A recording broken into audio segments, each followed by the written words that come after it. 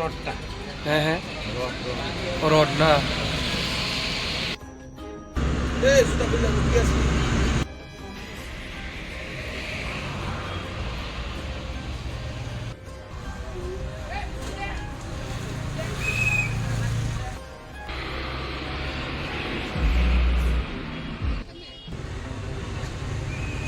ঘটনাটা হইলো এখানে এটা বাৎসরিক একটা শনি মন্দির।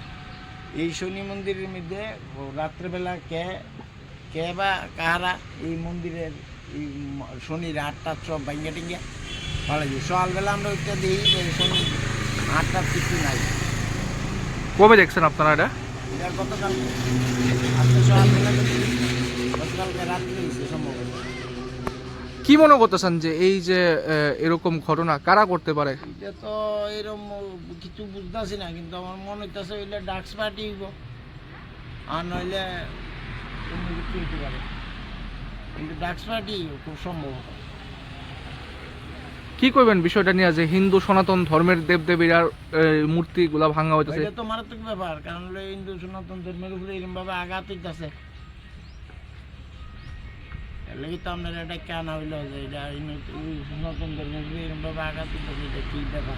এর আগেও নাকি একবার এরকম একটা ঘটনা আগে হয়েছিল? হয়েছে একবার। এই বিষয়ে মূর্তির কি কি ভাঙছে? হ্যাঁ, মূর্তির হাত ভাঙছে, হাতের আঙ্গুল ভাঙছে, অথচ এটার মধ্যে রড টট লাগাইল, এরপরে তো এটা ভাঙছে বেরিয়ে। স্থাপিত মূর্তি? হ্যাঁ, স্থাপিত মূর্তি। এটা অনেক বছর হয়েছে, অনেক পুরানো। থানা পুলিশে জানানো হয়েছে নি ব্যাপারটা? হ্যাঁ, থানা পুলিশ পুলিশে জানানো হয়েছে। এখন কি চাইতেছেন আপনারা?